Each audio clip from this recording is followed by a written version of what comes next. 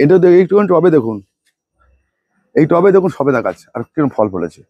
এটা কিন্তু আমার না, এটা অনুপদার বাগানের ছাদে।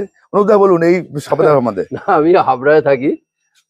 আমার ছাদ বাগানে কমল বাবুর সঙ্গে আমার দীর্ঘদিনের সম্পর্ক, বন্ধুও বলতে পারেন। এবং আমার বিভিন্ন মানে গাছের ক্ষেত্রে আমার মানে উপদেশ দাতাও আছেন। আমি তো সবেদা গাছ এনে প্রথমে দীর্ঘদিন ধরে, বছর দুয়েক ধরে কোনো মানে ফলই হচ্ছে না।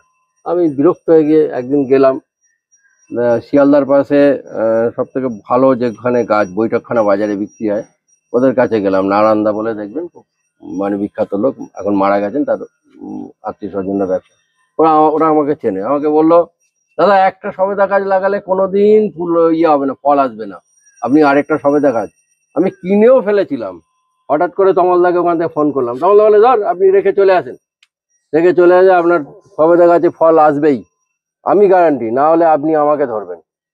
আমি তো দেখি এখন আর মানে ডাল কেটে দিতে হবে, এত ফল হয় আর কি।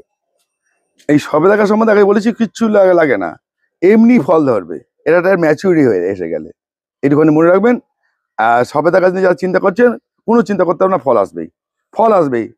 কোনো ওষুধ দিতে হবে না, কিচ্ছু খাবার দিতে হবে না, ন্যাচারাল আসবে। একটা মনে রাখবেন, সবেদা এইভাবে করুন।